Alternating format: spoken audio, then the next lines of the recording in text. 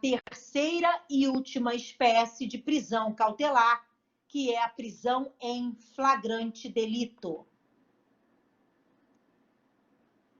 Flagrante vem da palavra flagrare ou flagrantes, que significa arder, estar em chama, em brasa.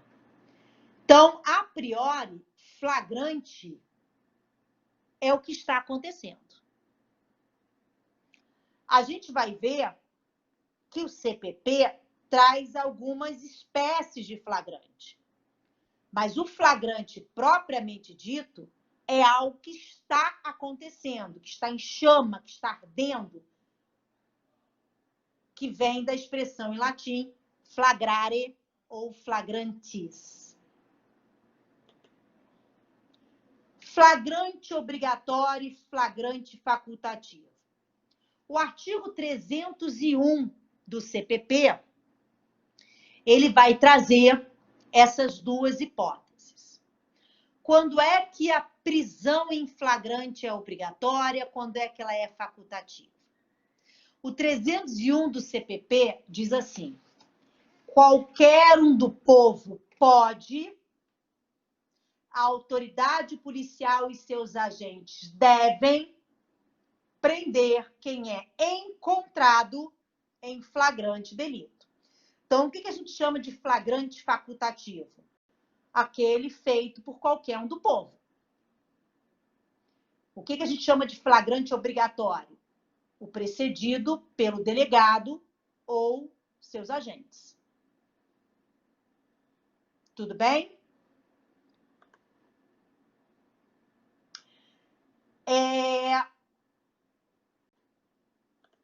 Ainda no 301, tem uma expressão no 301 que é muito importante para a gente entender por que não é possível flagrante por apresentação. O que seria o flagrante por apresentação? O cara praticou o crime, tá todo sujo de sangue, acabou de matar um cara,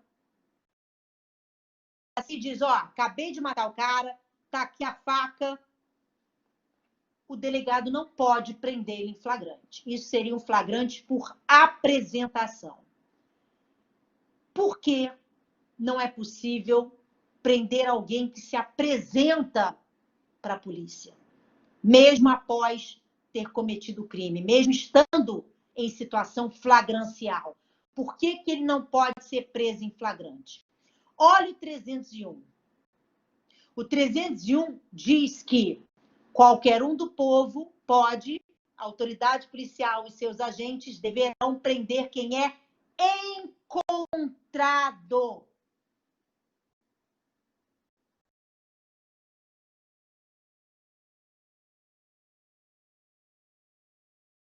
Certo? Pessoal, só um minutinho. Me dá um segundinho, tá? Só um segundinho.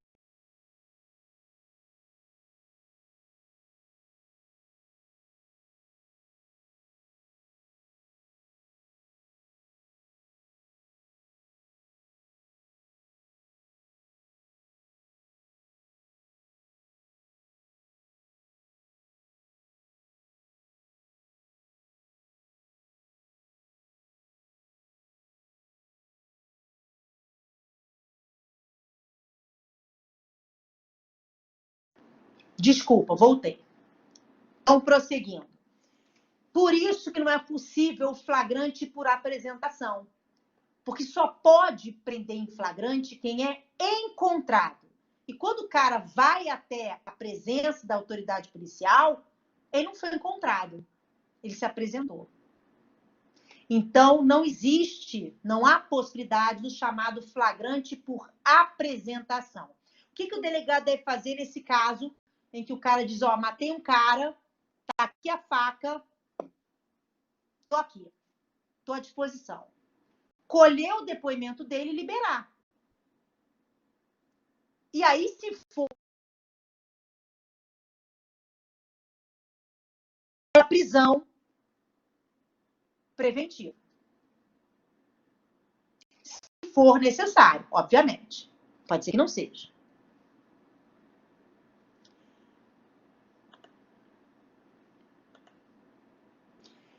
O 302 traz algumas espécies de flagrante.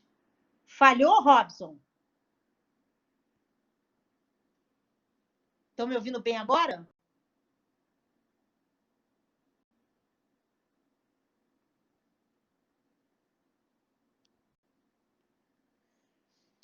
Espécies de flagrante. Artigo 302 do CPP.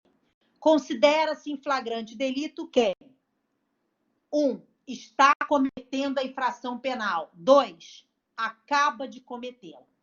Esses dois incisos a gente chama de flagrante próprio ou propriamente dito.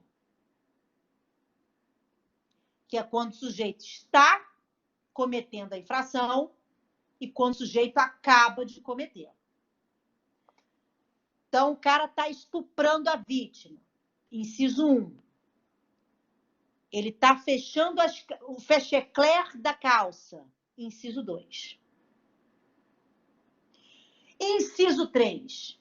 É perseguido logo após pela autoridade, pelo ofendido ou por qualquer pessoa em situação que faça presumir ser autor da infração. Aqui nós temos o chamado quase flagrante. Então, inciso 1 e 2 é o flagrante próprio ou propriamente dito. Inciso 3 é o que a gente chama de quase flagrante. Inciso 4 é o chamado flagrante ficto ou presumido, quando o sujeito é encontrado logo depois com instrumentos, armas, objetos ou papéis que façam presumir ser ele autor da infração. Qual a diferença entre o inciso 3 e o inciso 4? Você poderia achar que a diferença é o logo após e o logo depois, mas não é. Logo após e logo depois é a mesma coisa. O que a lei está dizendo é que não pode ter passado muito tempo desde o cometimento até ele ser encontrado com esses instrumentos, com essas armas, com esses objetos, com esses papéis.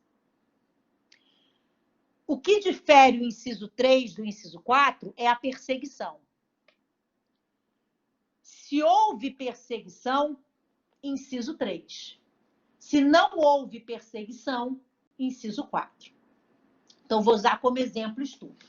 O cara está estuprando a mulher. Inciso 1. Ele já acabou o que tinha que fazer com ela, botou a calça, está fechando o fechecler. Inciso 2. Nisso, a mulher começa a gritar por socorro, ele sai correndo. Duas pessoas estão passando na rua e escutam os gritos dessa mulher. E vem o cara saindo correndo do prédio. Eles vão atrás do cara. Inciso 3. Se eles não fossem atrás do cara, primeiro fossem falar com a mulher, e ela dissesse, olha, era um cara branco, louro, tinha um olho claro, estava de boné. E aí os caras fossem atrás e encontrasse esse sujeito. Aí seria o inciso 4. Tudo bem? Então, não tendo perseguição, inciso 4. Tendo perseguição, inciso 3. Essa é a diferença. Não é o logo após ou logo depois. Porque o logo após e logo depois identifica a mesma coisa.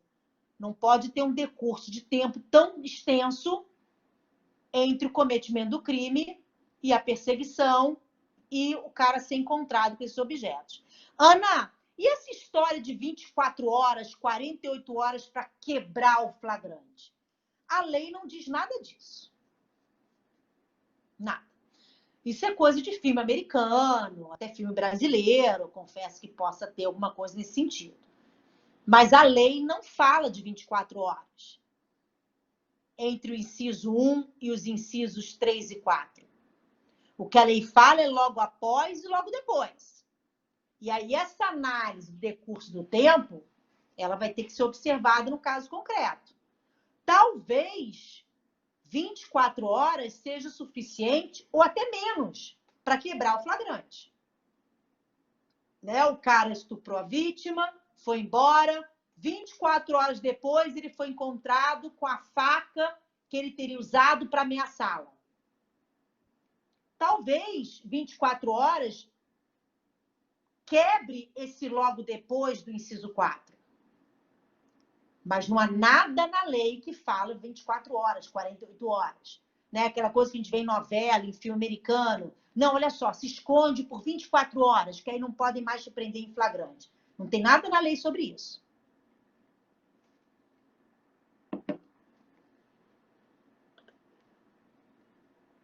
Então, incisos 1 e 2, flagrante próprio ou propriamente dito. Inciso 3, quase flagrante.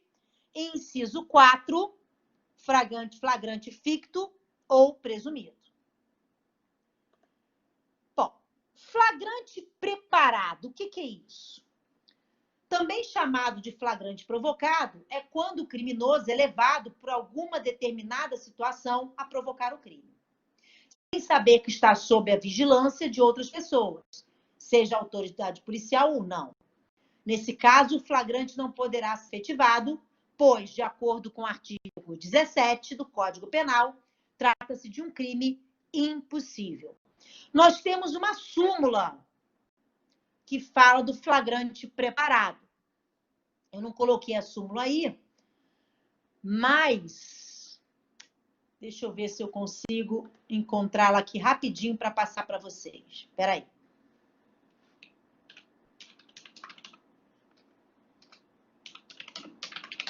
Eu acho que é 154. Deixa eu só confirmar.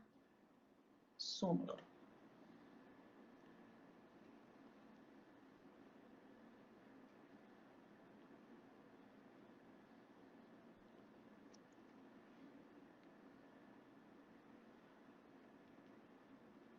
Um, 4, 5. Troquei o 5 com 4.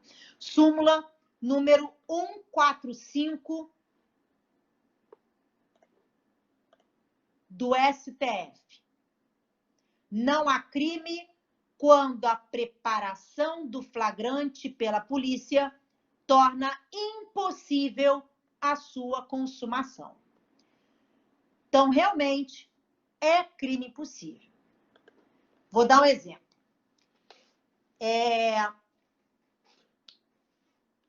Numa certa localidade, estão acontecendo muitos furtos de veículos. Sempre veículos mais antigos, da década de 90, início de...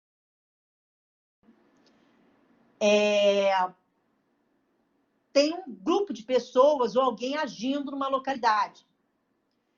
E aí, o que a autoridade policial faz?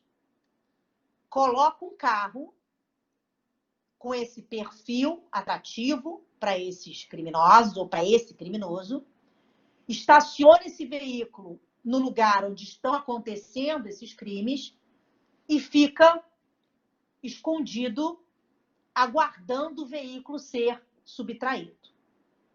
E aí, quando o sujeito ou os sujeitos chegam para subtrair o veículo, eles são presos em flagrante pelos policiais que estavam escondidos naquela situação. O que nós temos aqui é um crime impossível, artigo 17 do Código Penal. Consequentemente, esse flagrante, ele Aldinei, não deixa de ser uma forma de flagrante induzido, isso aí. É um teatro, é uma preparação, é um teatro que é feito para pescar o criminoso. Por que a polícia faria isso, né? Se o flagrante ele vai ser relaxado? Porque agora eles sabem quem são os sujeitos que estão praticando esses crimes naquela localidade. Um outro exemplo, né? Tem um estuprador atuando ali na Lapa, está estuprando alunas da Unigran Rio da Lapa. Então, tem um perfil de mulheres da faculdade que toda vez que elas saem da faculdade, normalmente às sextas-feiras e tal, segundas-feiras, que é mais deserto ali, sempre tem um estupro. E aí a polícia infiltra uma agente da polícia, disfarçada de estudante, com o perfil atrativo desse estuprador, e ela começa a estudar na faculdade, todo dia ela sai sozinha, anda pelos lugares mais ermos, da Lapa, sempre com outros policiais escondidos, acompanhando a caminhada dela, até que um dia o cara aparece para estuprá-la e ele é preso. Flagrante preparado. Só que agora a gente sabe quem é o estuprador. E aí vamos pedir prisão preventiva dele e etc. Ora, isso é abuso de autoridade. Né? A nova lei de abuso de autoridade trata esse tipo de conduta como uma conduta abusiva. Antes da nova lei de abuso de autoridade, isso não era abuso de autoridade. Então, isso era feito com muita tranquilidade. Sabia-se que o flagrante ia ser relaxado por conta do teatro, do crime impossível, mas a partir daquele momento já tinha um indiciado, e aí pedia-se a prisão preventiva e normalmente ela era concedida. Agora, com a nova lei de abuso de autoridade, mesmo sendo um flagrante preparado, vai constituir crime por parte dos policiais envolvidos. Antes, não. Certo? Daura, isso não é flagrante preparado. Isso é flagrante forjado. O que a Daura colocou ali não é um flagrante preparado. Daura, no flagrante preparado, o preso em flagrante é um criminoso. Só que naquela situação, ele não estava cometendo crime, porque era crime impossível. Por isso que não podia ser preso. Mas ele é um criminoso. No flagrante forjado, o preso é inocente. Também chamado de flagrante fabricado, é quando o crime não foi praticado contra a pessoa que se acusa, mas sim por terceiros, com o objetivo de incriminar alguém. Quem realizar esse tipo de ação responde criminalmente. Lógico que é abuso de autoridade. Lógico que isso é crime. O policial que coloca droga na coisa de alguém, no carro, na bolsa, para incriminar, ele responde não só por abuso de autoridade, mas por tráfico. Como é que ele estava com aquela droga? Da onde ele tirou aquela droga? Né? Então, aí é o flagrante forjado. Entendeu, Daura, a diferença do forjado por preparado? A consequência é a mesma. Ambos constituem abuso de autoridade. Em ambos, o flagrante é ilegal. Só que no flagrante preparado, o preso em flagrante é um criminoso. No flagrante forjado, não é. É inocente. E o flagrante retardado, postergado, prorrogado, diferido, protelado, também chamado de ação controlada. Então, vou repetir. Retardado, postergado, prorrogado, diferido, protelado ou ação controlada. É bom vocês saberem essas nomenclaturas, porque nunca se sabe como é que você vai encontrar isso numa prova. Na OAB, no concurso. Então, repetindo, retardado, postergado, diferido, prorrogado, protelado ou ação controlada. ele não ocorre no momento do crime, mas sim na hora que a autoridade policial investigativa julgar mais oportuno.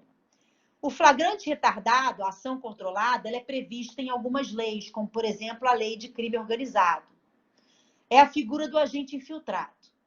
Ele vai se infiltrar naquela organização criminosa, naquele grupo criminoso, para descobrir e colher provas contra os chefes daquela organização, os chefes daquela associação, enfim. Acontece que, durante o tempo que o agente está infiltrado, muitas situações flagranciais vão acontecer. Vou dar um exemplo. Eu sou policial e vou me infiltrar num crime numa organização de tráfico de drogas, uma associação para o tráfico. Então, eu vou lá e no primeiro dia que eu estou infiltrada, tem um monte de gente empacotando cocaína, tirando do caminhão outras drogas. Tá todo mundo ali em flagrante. Eu, como agente da polícia, deveria prender todo mundo. Mas a lei autoriza que eu retarde essa prisão para o momento mais oportuno. Se eu prender todo mundo que está ali embalando drogas no meu primeiro dia de infiltrada, eu não vou conseguir provas contra aquela organização, o meu disfarce vai por terra, eu não vou descobrir quem é o cabeça, quem é o chefão daquela organização. Então, a lei autoriza que eu postergue, que eu deixe para o momento mais oportuno para prender em flagrante. Tudo bem?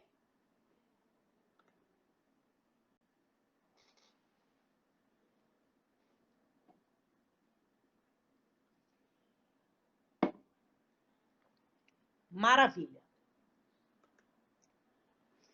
Bom, a prisão em flagrante, ela passa por 6 etapas, 6 fases, né? No primeiro momento, ocorre o que a gente chama de prisão-captura. É a primeira fase. É quando o infrator é detido. Então, captura. Vou ler. É a primeira fase do auto de prisão. É quando o infrator é detido e tem como objetivo proteger a vítima e impedir a fuga do capturado. Após capturado, que é nada mais nada menos do que a voz de prisão, vem a segunda etapa. Ele é conduzido coercitivamente à presença da autoridade policial responsável pela lavratura do auto de prisão em flagrante, do APF. Então, segunda etapa, condução coercitiva. É a sequência da etapa anterior. Ao ser detido, o infrator será conduzido para a delegacia de polícia para lavrar o auto de prisão. Terceira etapa é a audiência de custódia. É uma audiência preliminar de apresentação e garantias. A legislação define que o preso deve ser apresentado imediatamente ao juiz ou autoridade competente, ainda na delegacia. Na verdade, alguns entendem que essa terceira etapa não precisa ser necessariamente uma audiência de custódia. Basta que ele seja visto, analisado, sua integridade física, para ver se ele não apanhou de ninguém, pelo próprio delegado. Entretanto, eu coloquei aí para vocês a resolução número 213 de 2015 do CNJ, que institui a audiência de custódia.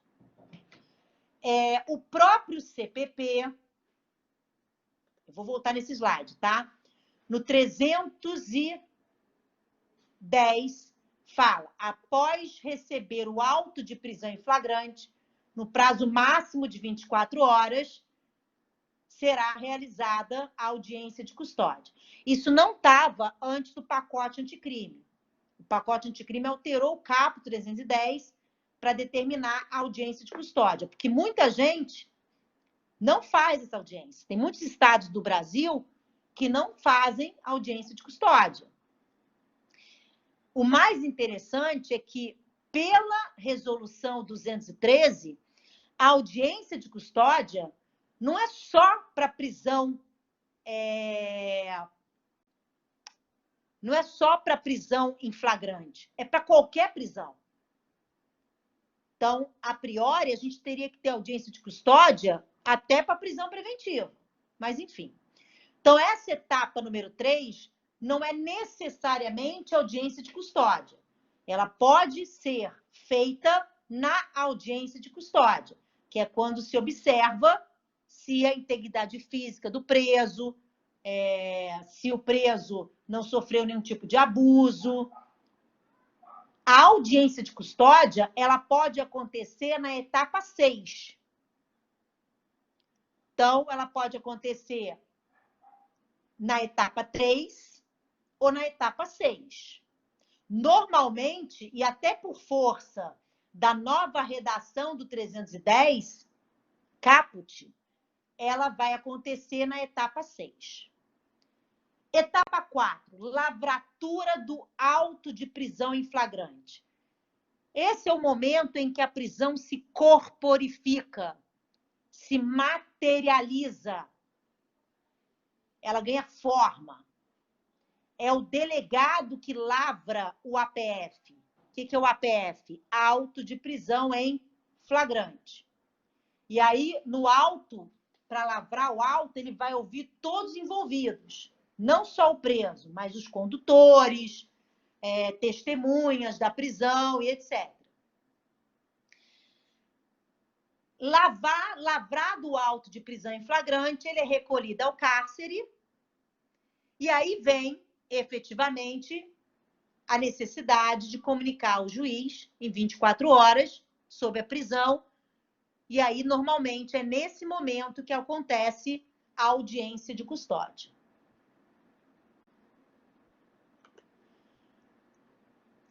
Nessa audiência de custódia, onde estarão presentes o acusado, seu advogado, se não tiver advogado, a Defensoria Pública, o MP,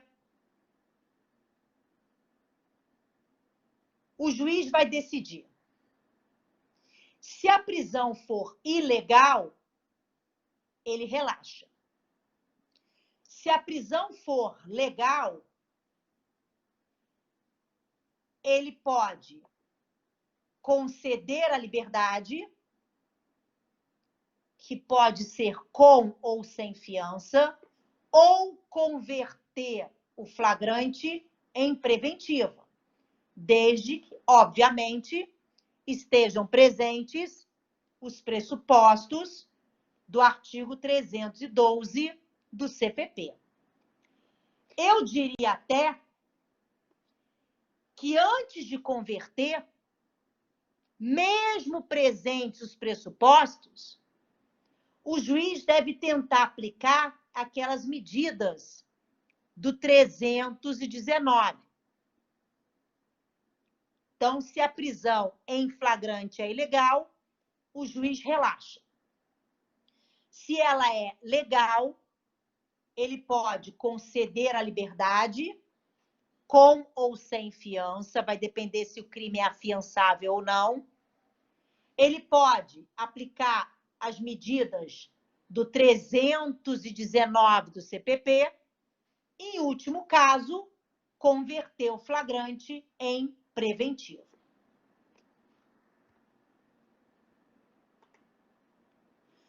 Parágrafo 1º, acrescido pelo pacote anticrime. Se o juiz verificar, pelo auto de prisão em flagrante, que o agente praticou o fato em qualquer das condições do artigo 23 do Código Penal, que condições são essas? Estado de necessidade, legítima defesa, estrito cumprimento do dever legal, exercício regular de direito, mediante termo de poderá fundamentadamente conceder ao acusado liberdade provisória, mediante termo de comparecimento obrigatório a todos os atos processuais, sob pena de revogação. Parágrafo 2º. Se o juiz verificar que o agente é reincidente ou que integra organização criminosa armada ou milícia, ou que porta arma de fogo de uso restrito, deverá denegar a liberdade provisória com ou sem medidas cautelares. Aqui, o legislador ele está vedando liberdade provisória. vedando em situações que não poderia ter vedado. Arma de fogo de uso restrito é crime hediondo. E a Constituição disse que os crimes hediondos são inafiançáveis. Em nenhum momento vedou liberdade provisória. A Lei 8.072 de 90 chegou a vedar a liberdade provisória para os crimes hediondos. Mas isso foi revogado. Mas antes de ser revogado, foi declarado inconstitucional pelo STF. Então, quando vem o parágrafo 3º e veda a liberdade provisória, inclusive para um crime hediondo, eu acredito que esse parágrafo 2º possa ser, a qualquer momento, declarado inconstitucional. Vamos aguardar. São mudanças recentes. Parágrafo 3º. A autoridade que deu causa, sem motivação idônea, à não realização da audiência de custódia no prazo estabelecido no caput desse artigo, responderá administrativa, civil e penalmente pela omissão. Então, percebam que o legislador, no pacote anticrime, veio com uma preocupação em fazer cumprir a audiência de custódia, que ele sabe que, na prática, não acontecia em alguns estados do Brasil. Acredito que, de janeiro para cá, elas estejam ocorrendo, inclusive nesses locais em que existia. Parágrafo 4º. Transcorridas 24 horas após o decurso do prazo estabelecido no caput desse artigo, a não realização de audiência de custódia, sem motivação idônea, ensejará também a ilegalidade da prisão a ser relaxada pela autoridade competente, sem prejuízo da possibilidade de imediata decretação de prisão preventiva. Tudo bem? Também trazido pelo pacote anticrime.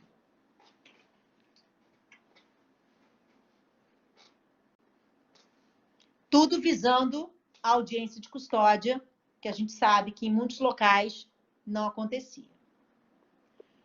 Bom, com isso, a gente fecha a prisão em flagrante. Vamos agora falar da prisão domiciliar. A prisão domiciliar consiste no recolhimento do indiciado ou acusado em sua residência, só podendo dela ausentar-se com autorização judicial. Então, olha só, isso aí, o 317 caput, o 318, o 318-A, vão dizer quem tem direito à prisão domiciliar. Na verdade, o 318-A é de aplicação e observação obrigatória pelo juiz.